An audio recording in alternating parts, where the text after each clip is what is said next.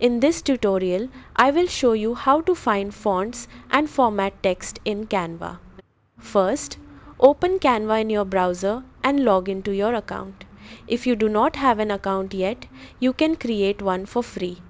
Once you are on the Canva homepage, click Create a Design and open any design project or choose Custom Size to start with a blank canvas. Next, go to the text section on the left side and click Add a heading, add a subheading or add body text. A text box will appear on your canvas where you can type your message. To change the font, select the text box and look at the font drop-down menu at the top of the editor. Click the drop-down and browse through the available fonts. You can scroll through the list or search for a specific font style. Click any font to instantly apply it to your text. After selecting a font, you can format the text using the toolbar.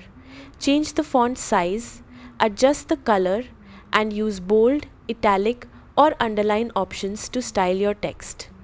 You can also adjust letter spacing and line spacing using the spacing option to make your text easier to read.